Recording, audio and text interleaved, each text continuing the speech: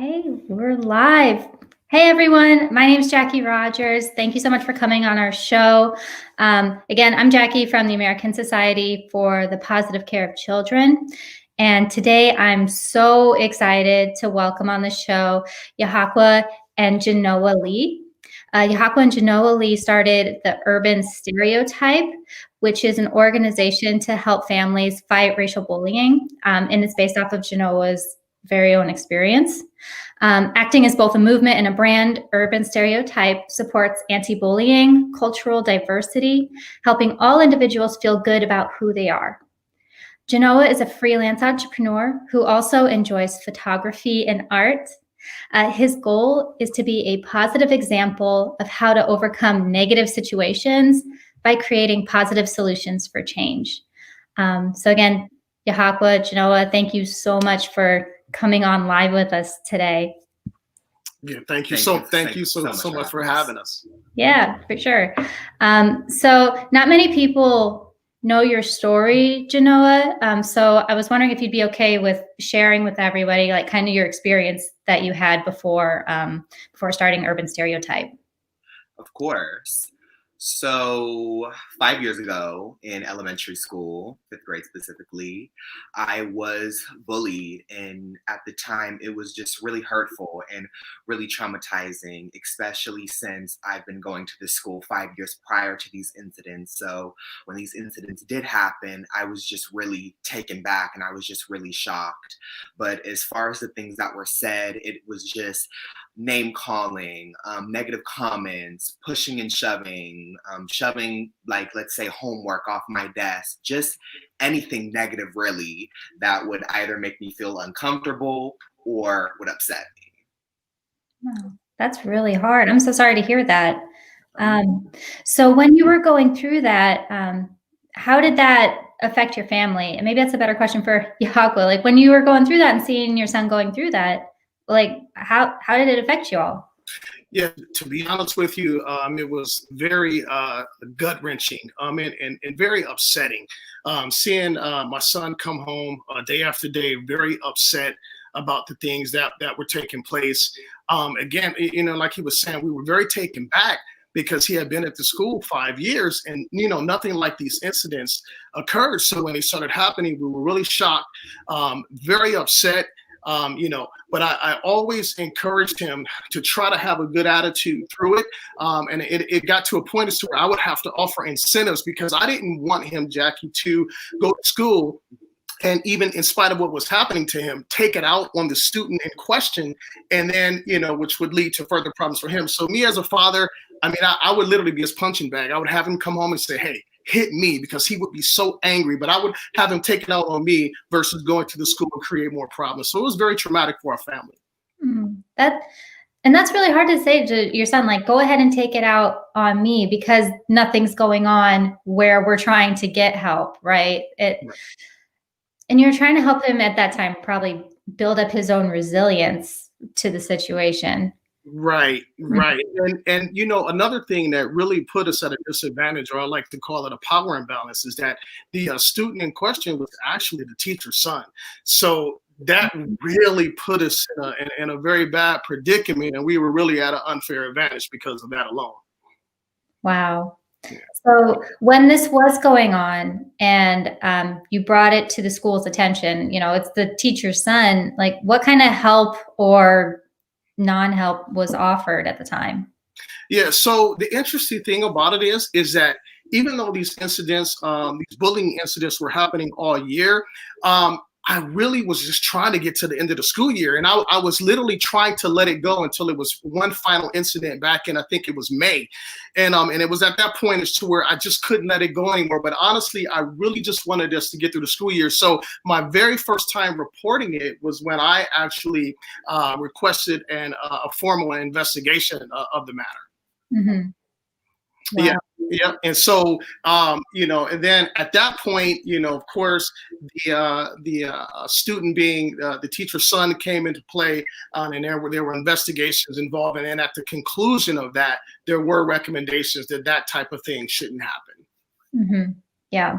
And I think, as a parent, you're trying to do your best to make sure that your kid is safe at school. You know, they are comfortable. They are getting the education that they need. They're getting the social skills that they need. But when there's constant bullying, you know, how do you even step in when you're not there all the time? Yeah. That was a very gut wrenching experience. And so, what I did to kind of even try to help the situation. I mean, I took him to school. You know, I didn't want him riding the bus, and so I mean, it was like sending him in a war zone because by this time investigations had taken place. But again, we were just trying to make it to the end of the school year. So again, I would offer to him those incentives. If he came back, hey, I'll give you $5 if you make it throughout the day without getting into any type of fight. So just doing everything that I could as a parent, counseling him, talking to him, just instilling self-esteem and things of that nature. Anything to do as a dad to help him through it. But it was gut-wrenching, Jackie. Oh my gosh! And like just hearing your story, like I'm trying not to cry because I can see you, like, you know, the love that you have for your son and like what you're trying to do for him to build up that resilience and build up that courage and that self-esteem and just like be there for him and be his rock. And that's so challenging. And a lot of families don't know how to do that. Or they struggle like just to keep going with that. So I really commend you for that. And I guess that leads me to my next question. So after the school year and, you know, you made it through the year, how did Urban Stereotype come to be? Yeah, so when these bullying incidents were going on, there were actually investigations done on the school. And for me, it was just really time consuming and just really negative. And I just didn't want to take that route. So I came to my dad, who was, as he just told you, fighting on my behalf. And I told him about this business idea that I had. I told him that I wanted to take my love for fashion because I really like fashion. And I wanted to take this negative situation and turn it into a positive clothing brand. And he was hesitant at first. And, you know, I honestly don't blame him because he put so much time and effort, actually a couple years worth of time, fighting for my behalf. And just to drop all of that to help me, you know, with this business, that's a lot. But, you know, he caved in, and, you know, helped me with it. And, you know, we're so glad that we did. But yeah, so positive clothing brand, it would help promote anti-bullying and cultural diversity. Mm-hmm.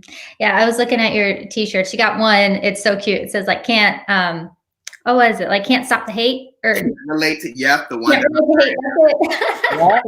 Can't relate to hate. Yeah, can't relate to hate. Oh my goodness. Yeah, this is actually our top seller. So is it? Yeah, it is. And we were even able to get the attention of anti-racism educator. She used to be a teacher, Jane Elliott. I'm pretty sure you're familiar with her. Mm-hmm. And, she was she really loved the message, and she sent us a picture. She was so gracious to send us a picture of her wearing this shirt because it fits right in with her message and her mission.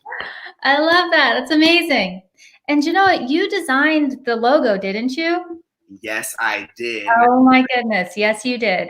Yeah, it's actually a funny story about how that came about because I remember in the beginning when we were getting it designed, we had somebody else do it. And for me personally, the work that was just coming back, I just really didn't like it.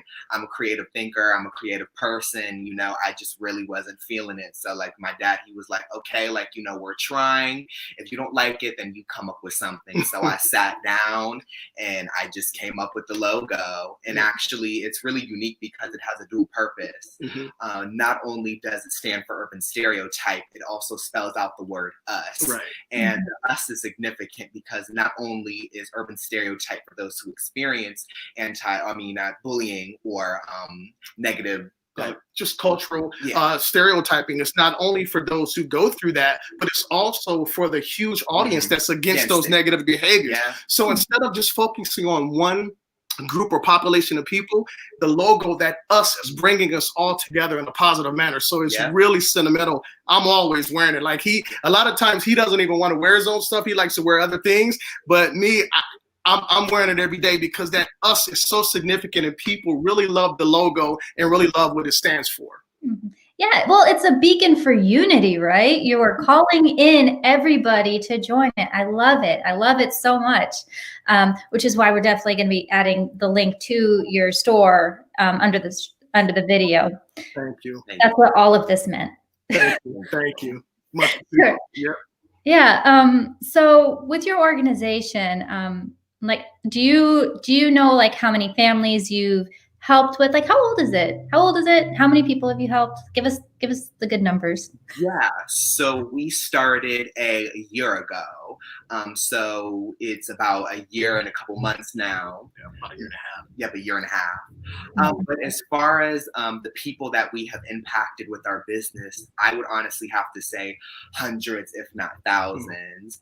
We were fortunate enough to get media attention, but actually before the media attention, we just had, we were selling in person, and we just had so many people coming to us, whether it was in person or online, and just telling us, how much, how inspiring this is. And like, as far as my story about how, strong I was to like, come above this and like, turn this negative situation into a positive, that we need more people like me in the world. Just many inspiring and just very warming things, honestly. But yeah, we have affected and impacted positively many, many people. That's amazing. And how old are you, if you don't mind asking? 15 years old. 15. You are 15 years old and you are out there changing the world, Genoa. Yeah. That is amazing. Yeah.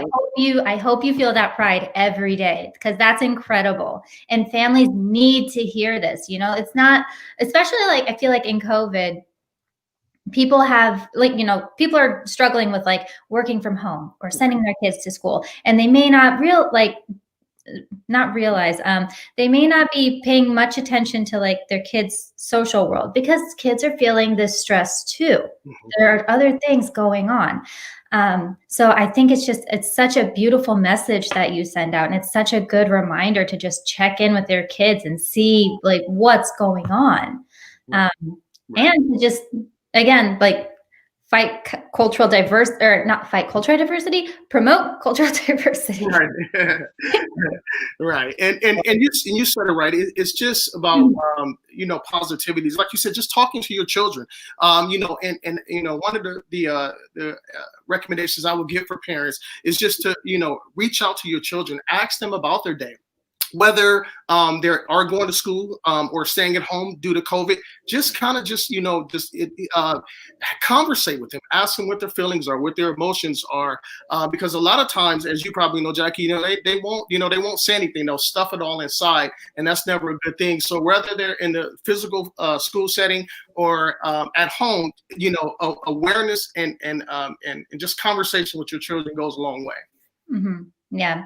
And Genoa, I want to ask you too, like how from like a kid standpoint, how could parents maybe check in with their kids about like, what's going on?